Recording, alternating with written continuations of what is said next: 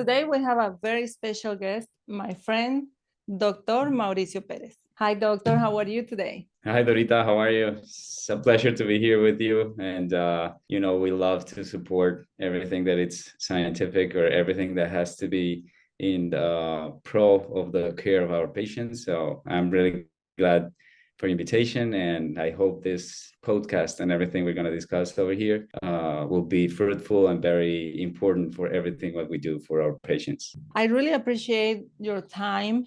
And can you share with us a little bit about yourself, your education, where you are located right now? Yes, of course. I'm currently the head of the scientific department at Total Definer by Dr. Alfredo Hoyos. And I'm also currently developing as the research fellow from the Department of Surgery at Mayo Clinic in Rochester, Minnesota. My background is I'm from Colombia. I was born and raised in Bogota, the capital. I attend one of the best medical schools in Colombia from the National University School of Medicine.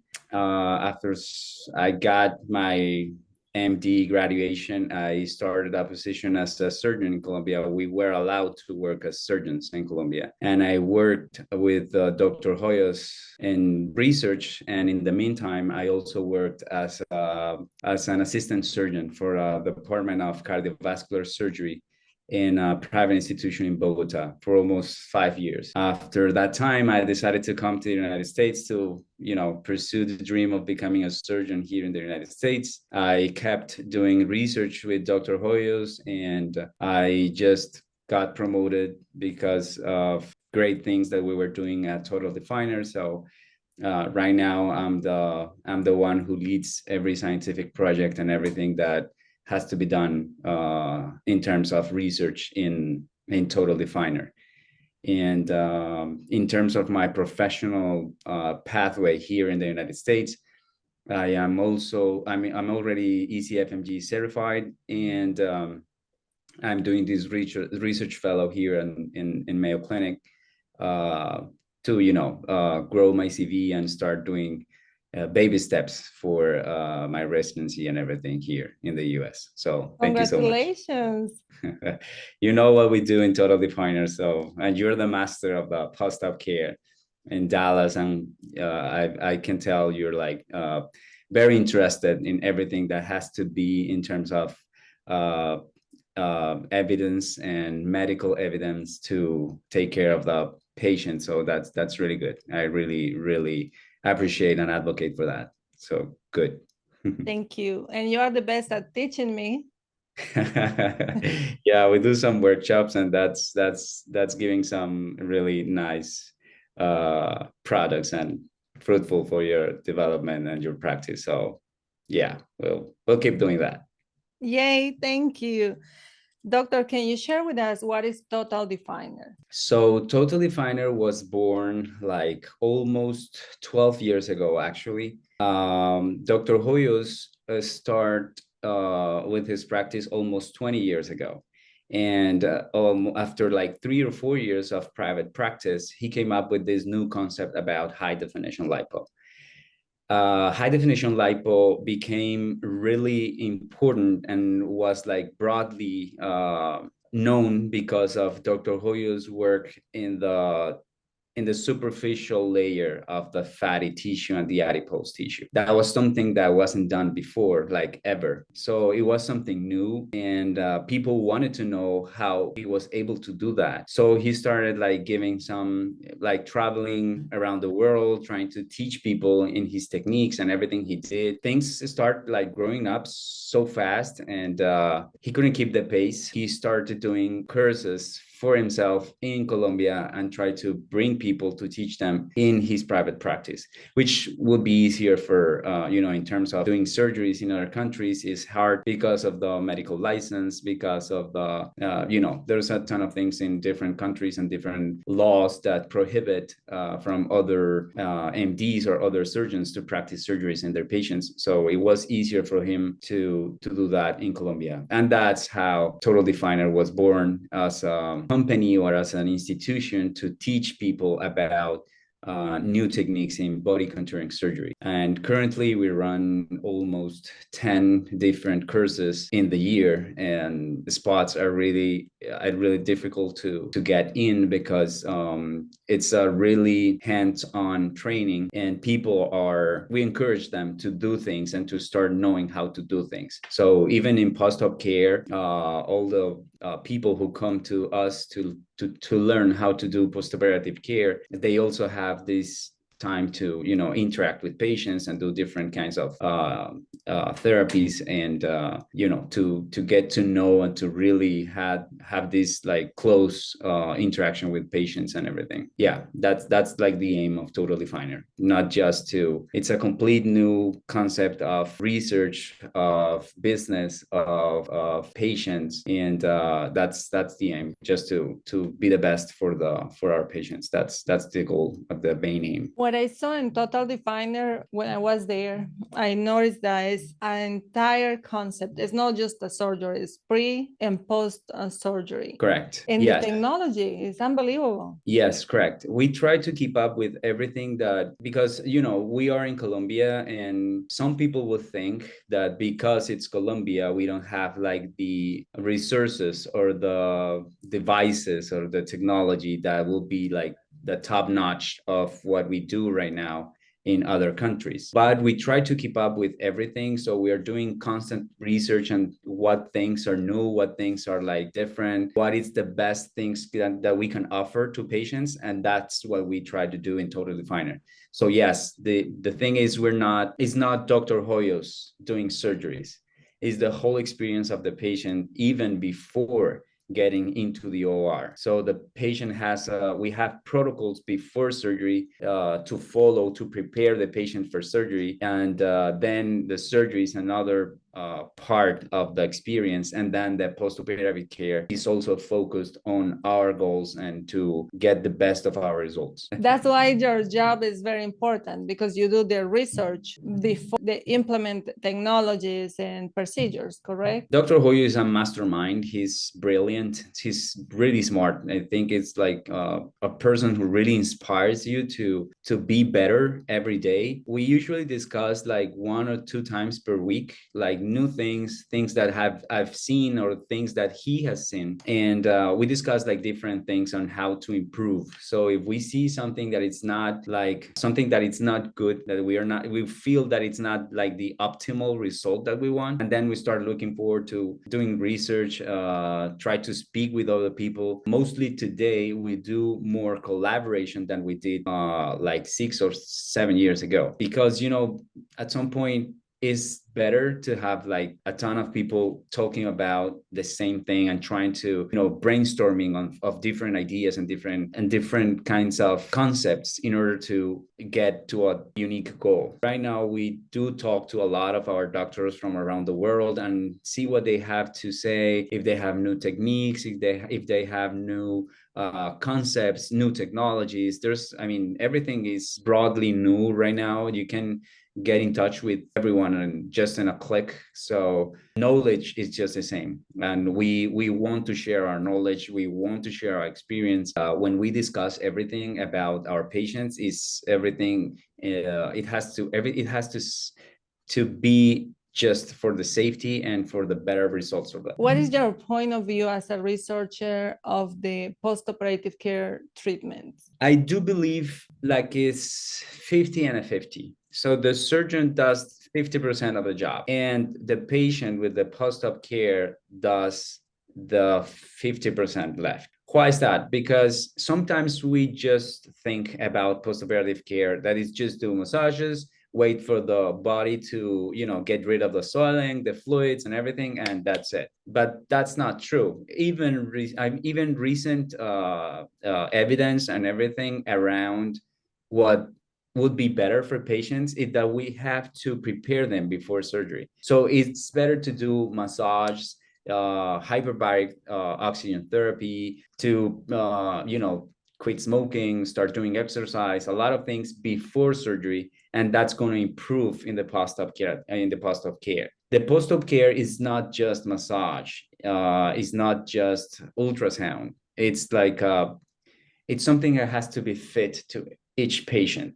So, for example, we do have different devices to start earlier on some people who are not that swelled, and some that we cannot start on people who is like really swollen or with bruising or something like that. So it's different. Everything has to be fit to a patient. So it's not that simple to you just go do liposuction and then send the patient to whatever post-op care would be, or even some patients, they don't do post-operative care, which is even like worse for everything. So my point of view is like we need a really structured post-op care for patients who undergo surgeries, especially body contouring surgeries. Even facial surgeries need some sort of therapy after surgery, and that's going to improve the results. You know, if you help the body to get rid of inflammation, if you help the body to fight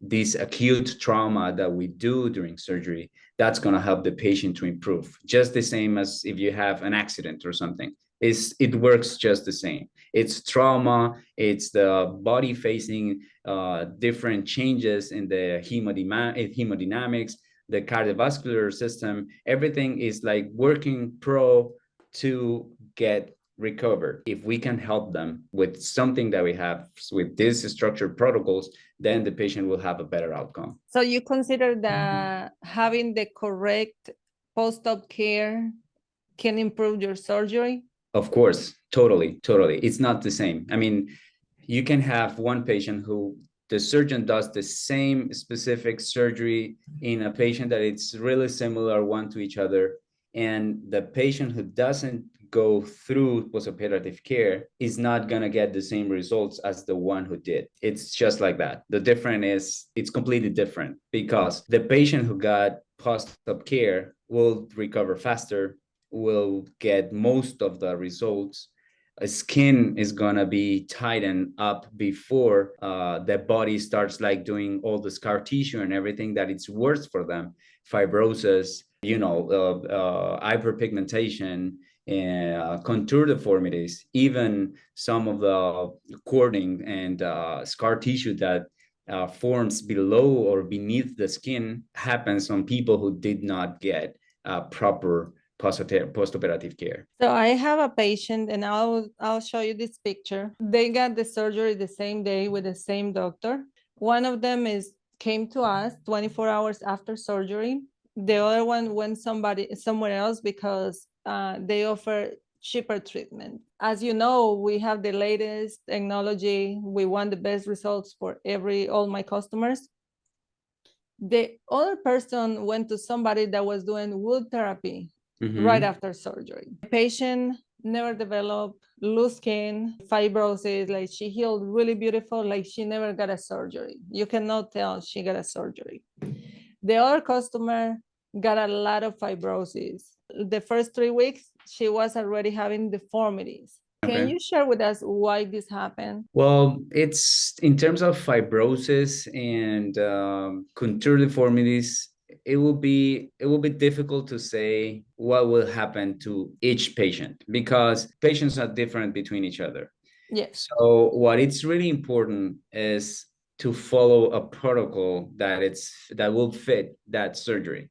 So what maybe was done improperly or not properly done is that some places or some people try to think that everything has to be done the same way for every single patient, and that's not true. So maybe what happened with the other patient, or with some of the patients, is that if they undergo fibrosis, even if you're trying to do things well, maybe you didn't choose the proper therapy by the time it was supposed to be. Fibrosis is really different. It's really difficult when you already have it, because fibrosis is just scar tissue beneath the skin. If you don't get rid of it after surgery, and you don't actively work to eliminate fibrosis with the postoperative care, it would get worse, 100%. So you have to be aware, even during surgery, what to do in order to improve the fibrosis, in order to get rid of it. So we use different technologies within surgery to try to release all that tissue that is fibrotic and get rid of it. And after surgery, what we need is not additional trauma. We don't need like to start doing things, to overdo things on the body of a patient. So we try to keep it simple. We try to do the massage and start ultrasound, and any sort of radio frequency will help as well for the collagen to start like losing and preparing all the, to prepare the collagen fibers to get like even distribution below the skin. So I would guess maybe wood therapy wasn't the best choice at that point. That's my guess. I cannot tell, but I would guess that maybe wooden therapy wasn't the best for her. Maybe for another patient would be, but not for her. And that's the reason why she developed this huge fibrosis or deformity or something like that. Is there any new technology for post-op care? Well, there's a ton of different things happening right now. Technology is like growing in giant steps, and actually, there was a recent meeting in Korea to for many enterprises and companies to show off their devices and new stuff in terms of everything that has to be on aesthetic surgery and postoperative care. Currently, we at Total Definer, we are developing, like trying to keep up with that really extensive pace from postoperative care and technologies who are aiming to improve patient experience after surgery. I do think that radio frequency is a really good ally in terms of it helps to the small capillaries and the collagen to improve their function, and helps to the tissues and everything to recover even faster than just a massage or just the lymphatic drainage or the wooden therapy as you shared before. But there's a ton of different things that you can use in the postoperative care, even in the early postoperative care. I'm talking about 24 to 48 hours after surgery. You can start doing ultrasound and radio frequency every other day to help the tissues to recover. I'm actually currently I'm working in a whole project and a big project with different people. It's a worldwide collaboration between surgeons. We are gathering data about hyperbaric oxygen therapy and how to develop a standardized protocol for postoperative recovery in plastic surgery. There's really good evidence. I do know Dr. Giacono in New York. He did 13 patients or 14 patients in facelift surgery, and it went pretty well. And we do have a lot of experience in Colombia and Brazil, Ecuador, where we do improve patients' experience and recovery after surgery with hyperbaric oxygen therapy. So one of the big projects that is gonna come up in the next months will be a standardized protocol for hyperbaric oxygen therapy. I will also like to talk a bit about electromagnetic fields and muscular recovery after surgery. We do not intervene muscles themselves, but we do perform fat grafting. We do different things to enhance the muscularity of the body. So sometimes we need that muscle to help to recover as well. And usually a massage is not enough. What we know is that we cannot do ultrasound early in the postoperative on those areas where we have done fat grafting. So there's new devices that start helping the muscle to recover, to gain function, to keep the tone and everything that will be better for the muscles to build up. So those are I would say, the three different things that are really right now encouraging us to do research and to try to set different protocols for patients for their approval after surgery. Doctor, is there any psychological reaction after a plastic surgery? Well, I do think people who want any sort of surgery, aesthetic surgery, it's because they don't feel comfortable with something they see in the mirror.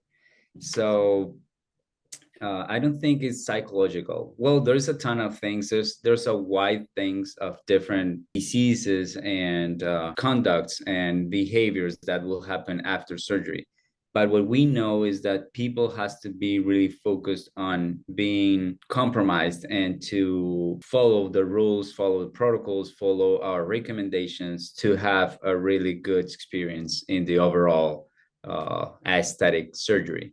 Sometimes people who do not feel or they are not in, like follow everything that we recommend, they usually start doing different things because someone told them, because he heard from someone, and start doing different things, and that's not good for the outcomes. We have to follow protocols. We have to do everything to improve of recovering the patient. So I'm really strict with our patients, and I ask them and encourage them before surgery to follow all the protocols for them to get a proper result, and not to start experiencing different things and try to do new things or something that was not in our protocols. When does patients should start their post-op treatments after surgery? I believe that post-operative care starts before surgery. So we do actually prepare patients by doing sessions of hyperbaric oxygen therapy and lymphatic massage to prepare the capillaries and the vessels for surgery. So we actually start everything like 24 to 48 hours before surgery. We start doing massage, preparing the skin, allowing the patient who know what they're gonna feel after surgery and how that will be after surgery. And we start everything 24 hours after surgery, even 12 hours after surgery. The patient who actually gets out of the OR and about 6 p.m. or something like that, the next day, 9 a.m., he will be on therapy for sure. How often each treatment after surgery? We usually recommend to do lymphatic massage every other day or every single day after surgery. And ultrasound could be every other day, radio frequency as well. We encourage them to start walking, to do little walks, and to be active and start to doing all the things that they used to do, even 6 hours after surgery. So we encourage them to start walking and doing, to recover, because that's going to help for the lungs, for the intestines, for the, everything has to be like following the usual behavior of the patient, the daily basis of his or her routine, in order to, for them to recover faster. The patient that stays in bed, that doesn't want to do massage, that doesn't want to do all the therapies and everything that we have in our protocol, those are the patients who actually get complicated or have some complaints afterwards, or have something different to talk about, and not what we expect after the surgery. Is there any restrictions in food intake or alcohol? Of course, we do not allow. I mean, it would be irresponsible for me as a doctor to tell the patient, okay, you can drink. No, I'm always encouraging them not to drink, even if I drink on social gatherings and to getting togethers with my friends. But alcohol and smoking have been associated with detrimental outcomes after surgery. Even those patients who actually, like risks of developing ischemia on the skin, or if they underwent breast lift surgery, mastopexy, or tummy tuck, or a mini tummy tuck, those really small capillaries that are in those watershed areas of the skin, those are the ones that get really, really constricted, and that could be affected by smoking and alcohol after surgery. So that's when ischemia of the flap happens, when the bruising and everything starts to build up. So yeah, we prohibit actually alcohol or smoking after surgery. Even before surgery, we're not allowing our patients to do so. What about food intake? Well, in terms of food, the early postoperative period, we just encourage them to drink water, some electrolyte rich beverage or something, just to help them, because they have undergone trauma. And as I said, liposuction and body contouring surgeries are really, really traumatic in terms of the trauma, the injury that we do to the tissues is it's really hard, it's harsh. So we try to let them recover slowly with just fluids in the early postoperative period, but afterwards we just let them follow their normal diet intake. After 24 hours, that will be good, because we want them to to be as much as natural as usual to they used to be before surgery. We try just to avoid alcohol, foods that are too fatty or with too much oil on them. Also, we want to avoid that, because that's gonna, if they're not feeling well, fat usually takes more time to travel through the intestines. So we don't want that in the early postoperative period. But as I said, after 24 to 48 hours, the patient usually it's pretty well to get his daily basis diet intake. I had a customer that came piece of pizza, and just like she was maybe a week out of surgery. And the reason why she was eating pizza is because her surgeon told her that she needed to feed the fat transfer.